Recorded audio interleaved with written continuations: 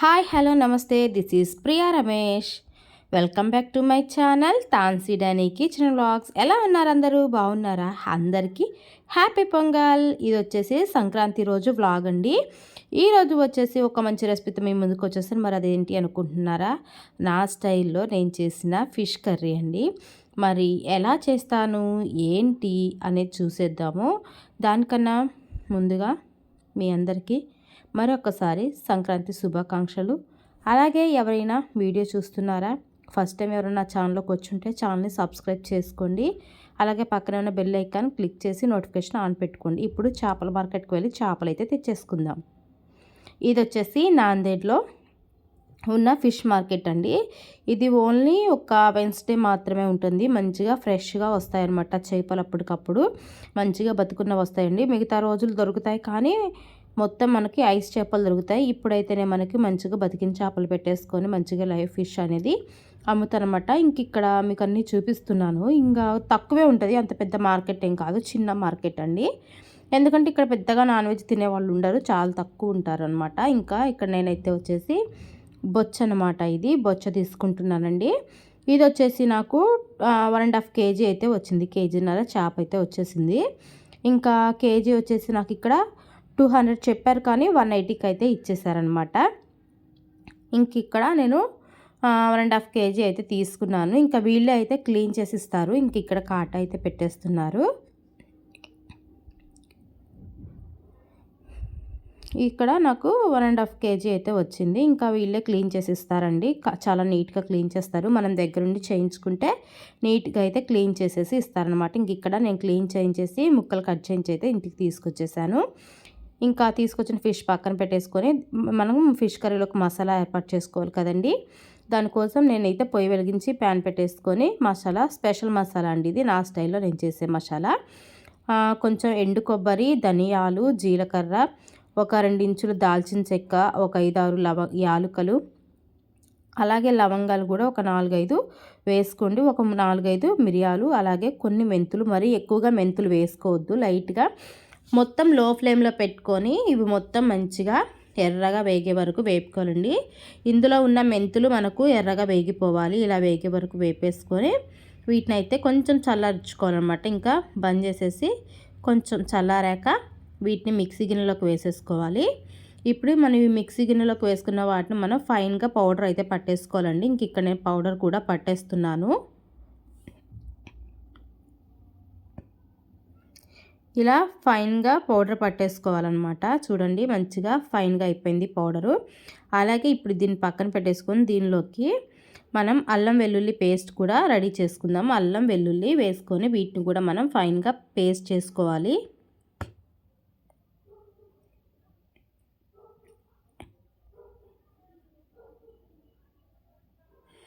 ఇప్పుడు మనం ఇక్కడ నాకు కొంచెం అది మూత కొంచెం గట్టిగా పట్టిందనమాట, రావట్లేదని ఇక్కడ నైఫ్ వాడాను. ఇంకా అల్లం వెల్లుల్లి పేస్ట్ పట్టేసుకున్నాక దీంట్లోకి మనం గ్రేవీగా కావాలనుకుంటున్నాం కాబట్టి ఉల్లిపాయ, పచ్చిమిర్చి కూడా వేసేసుకోవాలి. మీకు ఇష్టం ఉంటే దీంట్లోనే జీలకర్ర కూడా వేసేసుకోండి. నేను జీలకర్ర నాకు కొంచెం పంటికి తగలాలనేసి నేనైతే ఇక్కడ వేయటం లేదు. ఇంకా దీన్ని కూడా ఫైన్ పేస్ట్ అయితే పట్టేసుకొని ఒక పక్కన పెట్టేసుకోవాలి. ఇంకొంచెం మనం అదే గిన్నెలో మనం ఒక 2-3 టమాటాలు, కానీ మీరు ఆల్రెడీ ఉల్లిపాయలు ఎక్కువ యూజ్ చేస్తున్నారు, టమాటా ఎక్కువ వేస్తే మళ్ళీ తీపిదనం వస్తుందండి, అలా రాకుండా చూసుకోండి. నేను ఇక్కడ 2 చిన్న టమాటాలు వేసాను అనమాట. 2 వేసేసి ఇంకా వీటిని కూడా ప్యూరీలా అయితే చేసేసుకుంటున్నాను.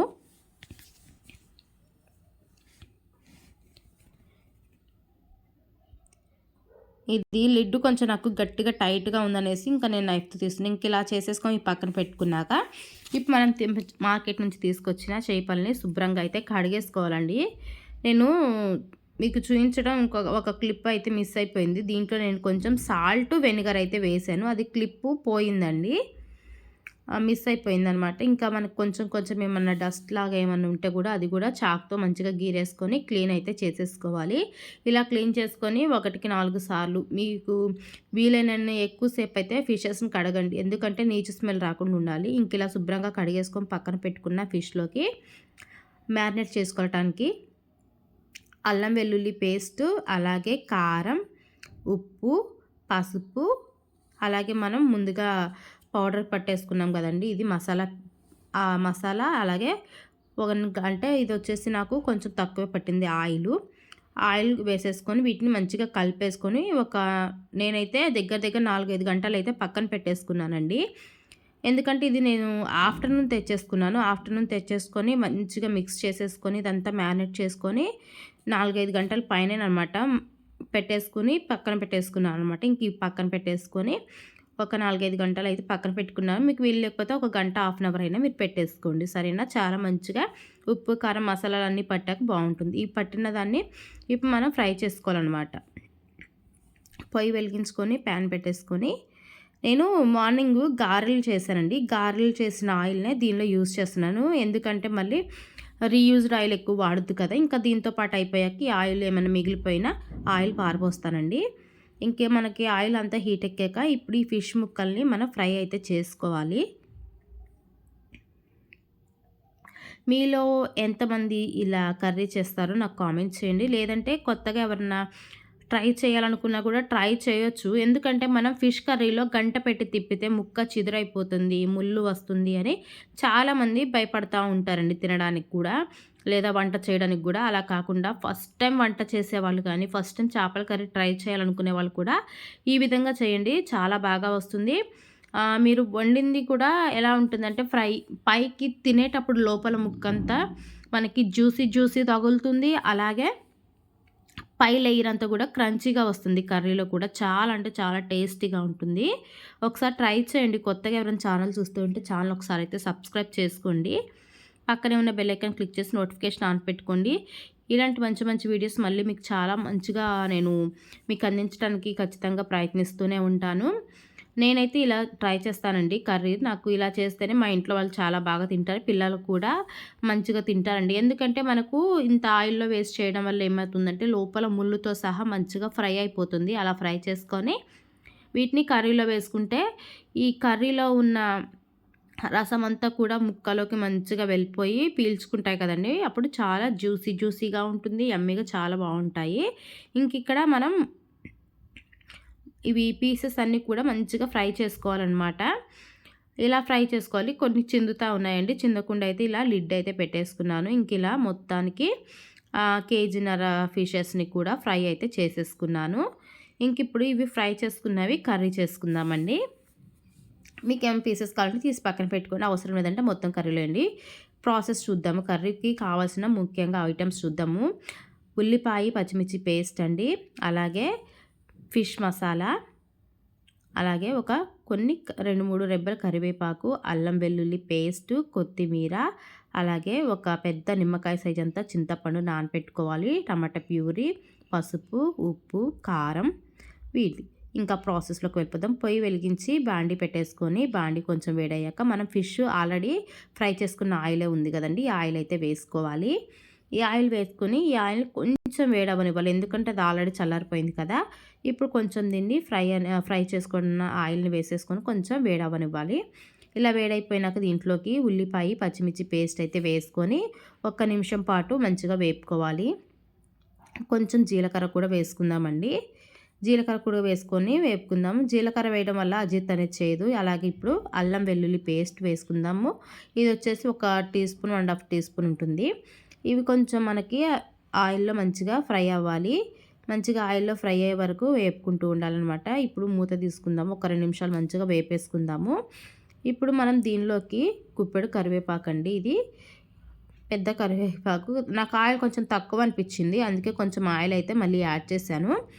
ఇది కొంచెం ఫ్రై అయిపోయింది కదండి. ఉల్లిపాయ, పచ్చిమిర్చి, అల్లం వెల్లుల్లి పేస్ట్ మంచిగా ఫ్రై అయిపోయినాక దీనిలోకి టమాటా ప్యూరీ కూడా యాడ్ చేసుకొని మంచిగా కలిపేసుకొని మూత పెట్టేసుకొని మంచిగా మనం ఫ్రై చేసుకోవాలన్నమాట. మసాలా అంతా కూడా మంచిగా వేగిపోవాలి. ఇలా వేగిపోయాక ఇప్పుడు దీనిలోకి మనం 1.5 స్పూన్ కారం వేసుకుందామండి. ఎందుకంటే మనం ఆల్రెడీ ఫిష్ ముక్కలు ఫ్రై చేసినప్పుడు అలాగే వీటిలల్లో వేసాం కదా, కాబట్టి చూసుకొని అయితే వేసుకోవాలి. పసుపండి, అలాగే రుచికి సరిపడినంత ఉప్పు, వీటిని వేసుకొని ఒకసారి మనం శుభ్రంగా కలిపేసుకుందాము. అలాగే మనం ఫిష్‌ని ఇక్కడ మ్యారినేట్ చేసుకున్నప్పుడు మిగిలిపోయిన మసాలా ఉంది కదండీ! మనం ఫ్రై చేసే ముందు మనం పీసెస్ వరకు తీసాము. మసాలా అనేది మిగిలిపోయి ఉంది కదా!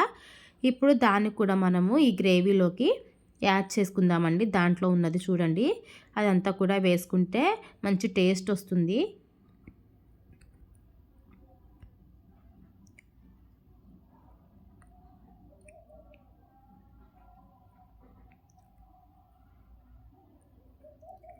ఇంకా ఇలా వేసేసుకున్నాక మనం మంచిగా మిక్స్ చేసుకొని దీన్ని మొత్తం కూడా మంచిగా నూనెలో వేగిపోయి ఉండేలాగా చూసుకోవాలి. మంచిగా మూత పెట్టేసుకొని ఒక 5-6 నిమిషాల పాటు మంచిగా ఫ్రై చేసుకోవాలి.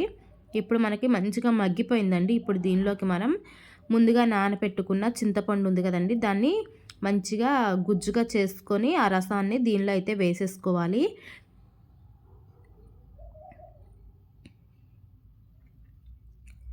పులుపు ఎక్కువ కాకుండా చూసుకుంటూ వాటర్ అనేది యాడ్ చేసుకోవాలి. మరీ ఎక్కువ పులుపున్నా కూడా అంత టేస్ట్ ఉండదండి. ఏదైనా సమపాలల్లో ఉంటేనే కర్రీ టేస్ట్ అనేది బాగా వస్తుంది.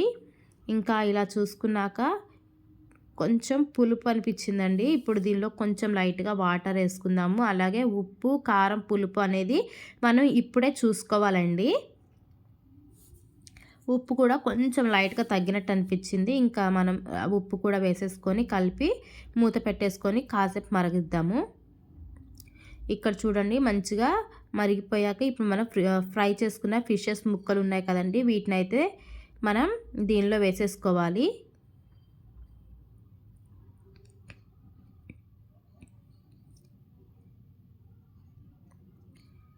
ఇలా వేసేసుకుని ఇప్పుడు మనం గంట పెట్టే తిప్పినా కూడా మనకి ఏ ప్రాబ్లం రాదండి. ఇంక ఇక్కడ దీంట్లో కొంచెం మనం ముందుగా రెడీ చేసుకున్న ఫిష్ మసాలా అండి వేసుకున్నాక కొత్తిమీర అనమాట. ఇంతవరకు అయితే వేస్తాను. నాకు కొత్తిమీర ఫ్లేవర్ చాలా అంటే చాలా ఇష్టం. ఇంకా మంచిగా ఇక్కడ మరిగిపోతుంది కదా!